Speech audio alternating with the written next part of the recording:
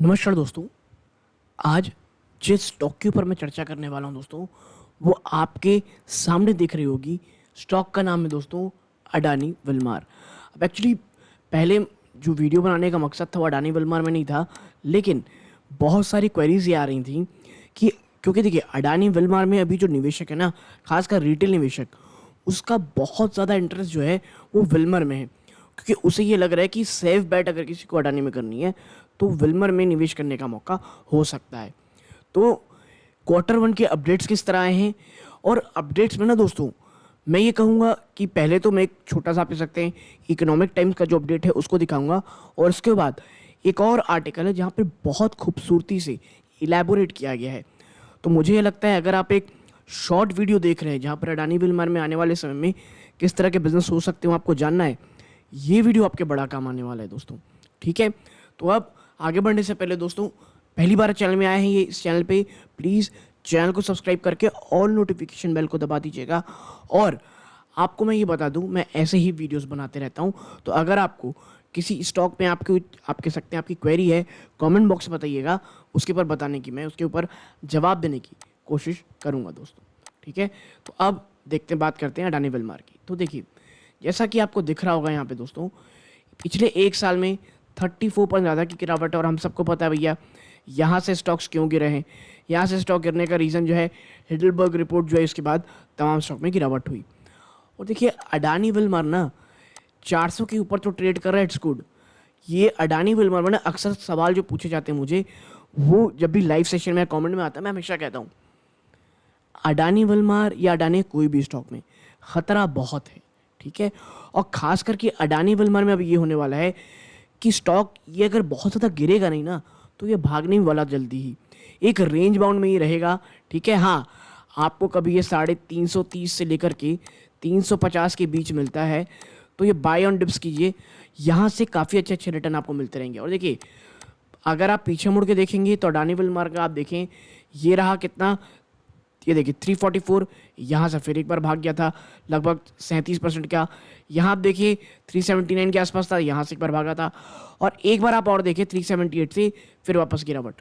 तो एक चीज़ जो है दोस्तों कि जो 350 के नीचे का लेवल है ना, ये एक ह्यूज सपोर्ट बन चुका है, और 375 के आसपास एक आप कह सकते हैं सपोर्ट है।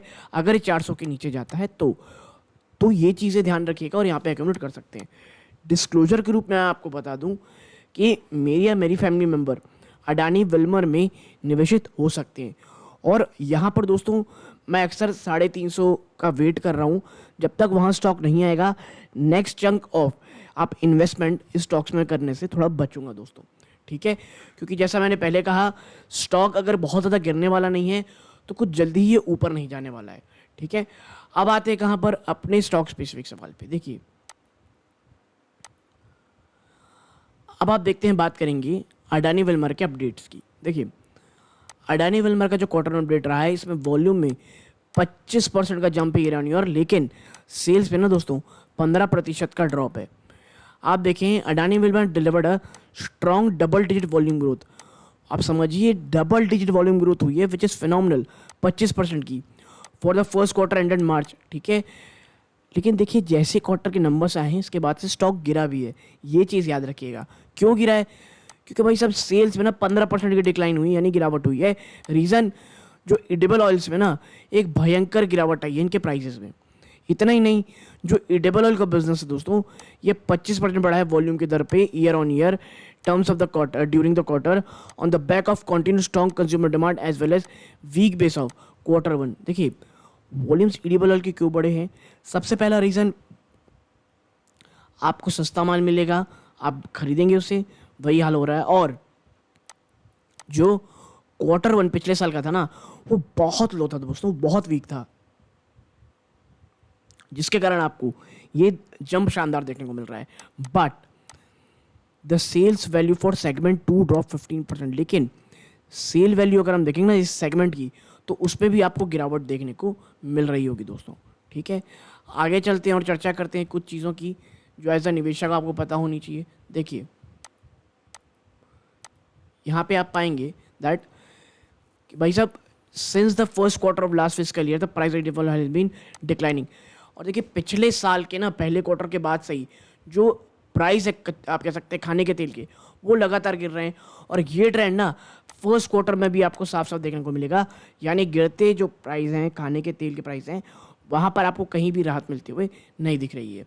ठीक है, आप देखिए जो हाई इन्वेंट्री कॉस्ट है ना in an environment of falling prices has exerted pressure on our profitability throughout the previous fiscal year. देखिए जो लगातार तेल में जो गिरावट है खाने के तेल में, उसका जो बेनिफिट है वो कंज्यूमर को तो चला गया, लेकिन कंपनियां खास करके अडानी विल्मर के पास जो इन्वेंट्री रखी थी, इनके पास जो स्टॉक रखा था वो बहुत महंगे रॉ मटेरियल का था और इसने जो प्रॉफिटेबिलिटी है उसे बहुत बड़ा डेंट दिया है। इतना ही नहीं कंपनी ने कहा है, और ये ट्रेंड जो है दोस्तों फर्स्ट क्वार्टर में भी होगा, ये कंपनी ने साफ साफ कहा, यानी क्वार्टर वन में भी आपको कोई बहुत बड़ा पॉजिटिव सरप्राइज मिलेगा ऐसा नहीं है। आगे है जो फूड और एफएमसीजी सेगमेंट है दोस्तों, उसने 30% की ग्रोथ दिखाई है year on year to cross ₹1000 crore revenue for quarter on standalone basis. अब आप समझिए फूड और एफएमसीजी सेगमेंट है, उस सेक्टर में आप देखिए 30% का जंप है, 1000 करोड़ रुपए का रेवेन्यू बढ़ा दोस्तों on quarter on standalone basis. Now this was the 8th consecutive quarter with 20+% volume growth and 30+% revenue growth on year-on-year basis for the segment। ये लगातार 8वां क्वार्टर है दोस्तों कि कंपनी ने 20% का वॉल्यूम ग्रोथ दिखाया हो और 30% का रेवेन्यू ग्रोथ दिखाया हो ईयर ऑन ईयर बेसिस। तो अब आप समझ जाइए कंपनी का जो ग्रोथ वॉल्यूम है ना और जो एक्सेप्टेंस है कंज्यूमर के बीच वो लगातार बढ़ती चली जा रही है, और जो ब्रांड फॉर्च्यून है वो लगातार मजबूती से आगे बढ़ रहा है। Now the strong show in the segment was fueled by rapid growth in sales of branded product in domestic market। जो इनका ब्रांडेड प्रोडक्ट है उसके डोमेस्टिक मार्केट में बहुत ज़्यादा डिमांड हो रही है, and the shift in consumer preferences from unbranded to branded product is leading to faster growth of branded food product. ठीक है, अब भैया कंज्यूमर भी जो है ना वो ब्रांडेड प्रोडक्ट में ज़्यादा देख रहा है, ना कि नॉन ब्रांडेड प्रोडक्ट्स में। ठीक है, आगे बढ़ती हैं। Now the majority of companies' branded food product recorded a volume increase of more than 25% for the quarter, with many of new products seeing much faster growth। कि कंपनी का दोस्तों majority of brand है ना, वो जो product है food brand है वो लगातार वॉल्यूम ग्रोथ दिखा रहा है विथ 25% फॉर द क्वार्टर। ठीक है, और with many of the new product seeing much faster, और जो नए नए प्रोडक्ट्स हैं इनके वो तो और भी शानदार तेजी दिखा रहे हैं। तो ओवरऑल जो पिक्चर है वो काफ़ी अच्छी और काफ़ी साफ़ सुथरी दिख रही है दोस्तों। आगे आप देखें यहाँ पे जो एक्सपोर्ट है ना दोस्तों नॉन बासमती राइस का, उसमें आपको बड़ी गिरावट देखने को मिली। उसका भैया रीज़न यही है कि जो सरकार है ना उसने बहुत ज़्यादा रिस्ट्रिक्शन लगा रखा था ऑयल राइस एक्सपोर्ट में, जो कि 20% की एक्सपोर्ट ड्यूटी रखता है दोस्तों। Now for the industry essential business, volumes were 20% year on year in the first quarter, लेकिन रेवेन्यू में 15% गिरावट है year on year due to steep correction in prices of oleo and castor product which together contribute 70% of the segment revenue. ठीक है, यानी देखिए volume में जो गिरावट हुई ना उसने रेवेन्यू को बड़ा डेंट किया। जैसे मैंने पहले बताया जो कि इनकी इन्वेंट्री थी वो बहुत हाई कॉस्ट थी। तो ये देखोगे दोस्तों थोड़ा आप कह सकते हैं एक छू करके निकल जाना क्वार्टर वन की अपडेट को। असली अपडेट यहाँ देखते हैं, देखिए जहाँ मुझे लगता है काफ़ी अच्छे से बताया गया। यहाँ देखिए जो कंपनी ने ना अडानी विल्मर ने जो अपना अनाउंसमेंट किया क्वार्टर वन का, it recent launches during the period under the whole wheat category. जो कंपनी ने रिसेंट लॉन्च किए जो नए नए प्रोडक्ट लॉन्च किया है होल व्हीट कैटेगरी में, अडानी विल्मर ने लॉन्च किया था 4 प्रीमियम ग्रेड्स इंक्लूडिंग शरबती आटा जो होता है दोस्तों वो बड़ा प्रीमियम होता है, और whole wheat under the Fortune brand in select market. This entry into new category will enable brand penetration into more households and strengthen its brand equity for premium quality product। देखिए अब क्या होता है ना, जब आप एक बार कंज्यूमर के घर तक पहुंच जाते हो फिर आप प्रीमियम प्रोडक्ट लाना शुरू करते हो ताकि आपके मार्जिन में बढ़ोतरी हो। और यही कारण है कि होल व्हीट के अंदर फॉर्च्यून ब्रांड ने काफ़ी प्रीमियम कंपनी लाई और उसने काफ़ी अच्छा आप कह सकते हैं रिएक्शन भी आया कंज्यूमर की तरफ से। Fortune is the only national brand to offer branded whole wheat as a category. और आप समझिए फॉर्च्यून एक लौता ऐसा ब्रांड है इंडिया का जो होल व्हीट कैटेगरी देता है इतने बड़े मात्रा में। ठीक है, इतना ही नहीं, फर्दर जो एफएमसीजी मेजर लॉन्च किया multipurpose cleaning concrete liquid concentrate liquid दोस्तों लॉन्च किया under the Ojal brand during the first quarter of 2024। देखिए इस बार क्या है ना, कंपनी ने कुछ मल्टीपर्पज़ क्लीनिंग कॉन्सेंट्रेट लिक्विड भी लॉन्च किया है फर्स्ट क्वार्टर में ओजेल ब्रांड से, and the offering is aimed and HORE से क्लाइंट्स फॉर सरफेस आप कह सकते हैं यूटेंशियल की, यानी ज़मीन और जो बर्तन को धोने का ये सामान रहेगा. This will allow us to serve HOREC a customer with a wider product basket. ठीक है, कंपनी का ये कहना है कि भाई एक बहुत बड़े और आप कह सकते हैं कैटेगरी को कंपनी जो है वो क्या करना चाहती है दोस्तों, अपने अंडर लेना चाहती है. और कंपनी का ये मानना है दोस्तों कि इसके कारण जो बचे कुछ लोग हैं ना वो भी हमारे अंदर आ जाएंगे. और इनका जो मेन फोकस है वो रिटेल नहीं है दोस्तों. क्यों? क्योंकि आप लगातार देख रहेंगे एक वर्ड आ रहा है HORECA. दोस्तों HORECA का मतलब होता है होटल, रेस्टोरेंट्स और कैफ़े, यानी कमर्शियल लोगों के लिए कंपनी लॉन्च कर रही है चीज़ों को. ठीक है, आगे देखिए. Now this will allow us to serve hotel, restaurant, cafe customer with a wider product range, positioning us a key supply for essential needs. ठीक है, now Adani Wilmar had in financial 20 launch soap under a life brand which is now clocking 100 crore plus revenue. इतना ही नहीं, company ने दोस्तों साबुन भी launch किया था जो कि अब 100 करोड़ से ऊपर के एनुअल रेवेन्यू जनरेट कर रहा है. यानी साफ सीधी बात यह है, लगातार धीरे धीरे ही सही कंपनी आगे बढ़ रही है. ठीक है, आगे देखिए. बात करें एडिबल ऑयल कैटेगरी की दोस्तों, तो यहाँ पे बिजनेस जैसे पहले बताया 25% बढ़ा है.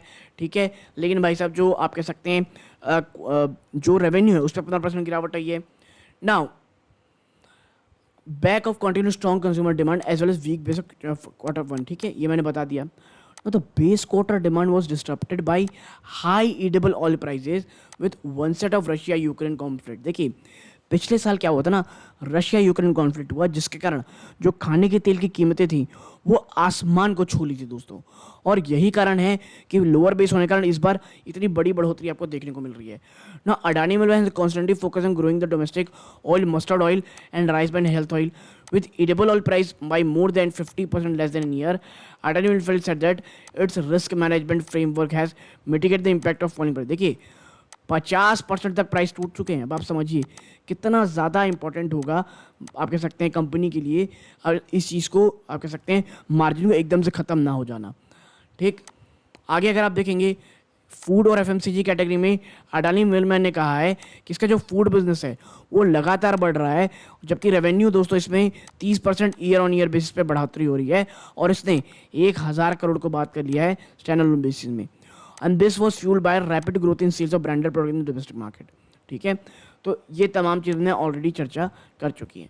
आगे देखते हैं क्या कुछ छूटा है. तो देखिए बहुत अच्छी बात लिखी है यहाँ पे, that exports of non-basmati rice decreased in terms of volume due to continued rice export with a levy of 20% export duty. Now in the rice business, we